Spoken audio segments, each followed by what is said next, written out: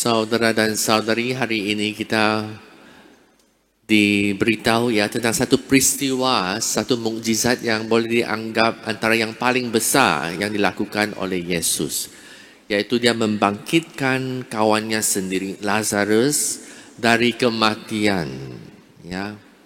Bukan hanya baru mati, tetapi 4 hari sudah dalam kubur, 100%, 100%, dia tidak ada harapan lagi. Tetapi Yesus melakukan mukjizat itu dengan nyata sekali. Bagaimanakah mukjizat itu berlaku? Seperti yang dinubuatkan oleh Nabi Ezekiel, Tuhan akan membuka kubur kita. Pertama-tama bila kita melihat kejadian peristiwa itu, kita mendapati bahwa Yesus bertanya sesuatu kepada Marta. Betul?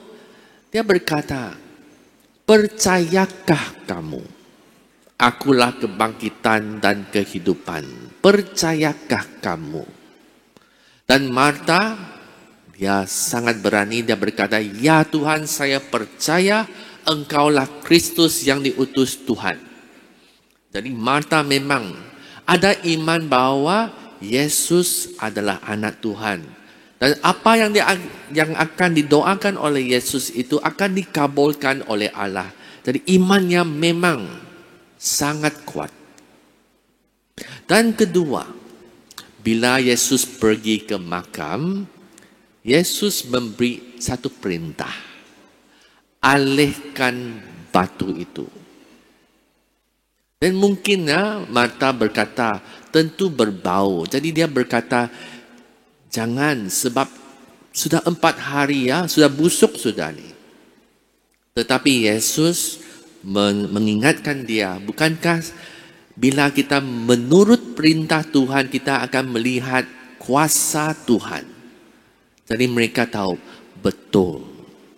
Mereka mendengar perintah Yesus. Jadi 2 syarat ini. Percayakah kita kalau kita mau Tuhan melakukan satu mukjizat di hidup kita? Banyak kali mungkin kita berdoa-doa tetapi kita tidak pasti, kita meragui Tuhan. Betulkah Tuhan akan menjawab saya? Betulkah Tuhan mengambil berat tentang hidup saya, keadaan saya, kesusahan keluarga saya? Kalau kita percaya bahwa Allah ada Bapa yang sempurna, takkan dia tidak ambil perhatian langsung. Sedangkan Bapa seorang manusia yang berdosa pun pandai mengambil perhatian dan mengambil berat, kan? So iman kita mesti ada, kita mesti percaya Tuhan itu baik. Jangan meragukan Tuhan, meragui Tuhan. Dan bila Tuhan berkata alihkan batu itu, atau Tuhan memberikan kita satu perintah untuk menuruti kata-katanya, adakah kita mempunyai alasan-alasan juga? Oh, sudah 4 hari. Keadaan saya berlainan. Saya tidak dapat ikut perintah ini sebab terlalu susah. Oh, saya ada anak, saya ada sesuatu kerja, saya ada satu keutamaan. Tak boleh ikut apa yang saya tahu Tuhan sedang suruh saya. Mungkin kita ada banyak juga halangan atau kebiasaan kita yang membuatkan kita teragak-agak nak menurut perintah Tuhan. Tetapi kalau kita sanggup percaya, nombor 1, dan kita sanggup menurut perintah Tuhan, Tuhan boleh melakukan mukjizat.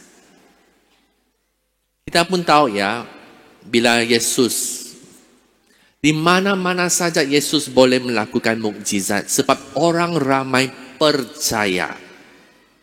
Tetapi ada satu tempat dia tidak melakukan mukjizat dengan banyak. Di mana tempat itu? Di kampung halamannya sendiri. Sebab mereka tidak percaya. Ini Yesus yang kami kenal Dia tidak mungkin dari Tuhan punya orang. Dia orang biasa saja. Dia tidak akan buat apa-apa untuk kita. Iman kita yang menentukan bagaimanakah kuasa Tuhan itu menyerlah di dalam kehidupan kita. Ya. So kita perlu percaya ini. Dan mungkin poin yang paling utama dalam pengajaran hari ini, apakah matlamat Tuhan buat mukjizat dalam hidup kita? Apakah matlamat Yesus membangkitkan Lazarus? Mungkin kita kata, oh, dia bangkitkan Lazarus supaya Lazarus boleh disatukan kembali kepada keluarganya, ya, supaya Martha, Maria dan semua orang yang menangis itu akan gembira semula. Oh, Lazarus sudah bangkit, mereka akan happy dan bersyukur. Adakah itu matlamat Yesus untuk buat mereka jangan sedih lagi, jangan sedih lagi? Bukan, ya. Yesus berkata, kematian Lazarus tidak akan berakhir dengan itu saja.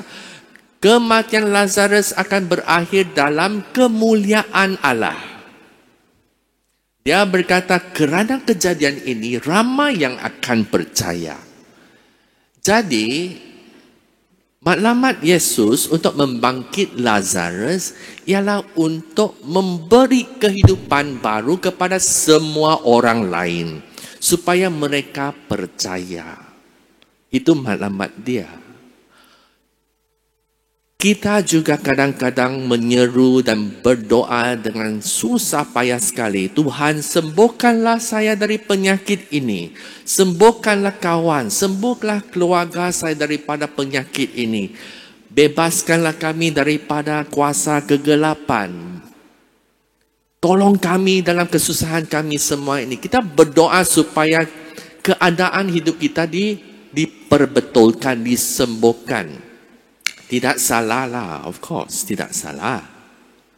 Tetapi matlamat dan tujuan Tuhan mengabulkan permintaan ini bukan hanya untuk menyembuhkan kita secara jasmani itu sahaja. Tujuannya ialah untuk kita percaya sama dia. Akhirnya macam semua orang yang menyaksikan mukjizat Lazarus ini, mereka semua terus percaya. Dan kalau orang itu percaya sama Kristus, Yesus berkata, sungguh pun kita mati, kita akan hidup kekal. Jadi itulah matlamat Tuhan akhirnya untuk memberikan kita hidup kekal, bukan hidup sementara. Jadi kalau kita berdoa, kita menghadapi kanser, kita berdoa kepada Tuhan, Tuhan sembuhkanlah saya, sembuhkan saya. Dan Tuhan mengabulkan doa kita. Tiba-tiba kita betul-betul disembuh secara mukjizat. Kita memang begitu, wow. Tetapi lepas kejadian itu, kesembuhan jasmani kita, tetapi kita tidak bertobat. Kita tidak lebih rapat dengan Tuhan. Apa guna? Kalau kita hidup lagi, kita diberi beberapa tahun lagi dalam hidup kita, dan kita tidak datang kepada Tuhan, akhirnya kita sesat, kita menjauhkan daripada Tuhan, kita menolak Tuhan, dan kita tidak hidup abadi. Kan mukjizat itu tersia-sia. Kamu bersetuju? Betul? Jadi segala yang dilakukan oleh Tuhan adalah demi kebaikan kita dan untuk kehidupan abadi kita. Ada orang yang juga bermain dengan kuasa kegelapan, takut diganggu. Hidup mereka begitu huru-hara sekali. Tetapi selepas dibebaskan daripada semua itu dalam nama Yesus Kristus yang telah mengalahkan kuasa pengaruh kejahatan itu, kita harap akan bertobat dan kita hidup dalam cahaya Tuhan, dalam terang Tuhan, supaya akhirnya kita boleh mewarisi kehidupan kita. Tetapi ada yang juga balik kepada jalan lama. Dan kebebasan itu tidak ada apa-apa, sia-sia. Semua itu sia-sia. Jadi bila kita doa, pastikan lepas doa itu, Kalau Tuhan mengabulkan atau menjawab doa kita dan kita begitu bersyukur, pastikan kita jangan lupa Tuhan.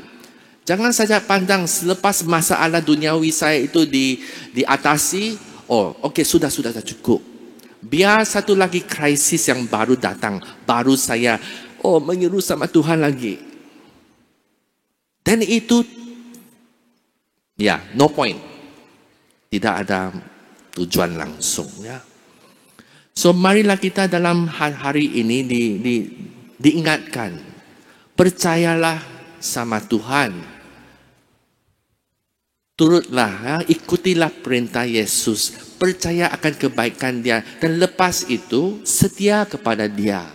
Sebab Dia adalah Bapa yang mengetahui segala sesuatu, yang menghendaki kita hidup. Dan bukan saja hidup di sini, hidup selama-lamanya di syurga.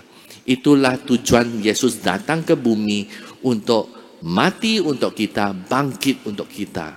Kalau tidak, itu pun sia-sia. Semoga Tuhan memberkati kita, dan semoga calon-calon yang akan membaptis ini menghargai pengorbanan Yesus yang begitu besar. Sebab Dia mau kamu hidup selama-lamanya. Semoga Tuhan memberkati.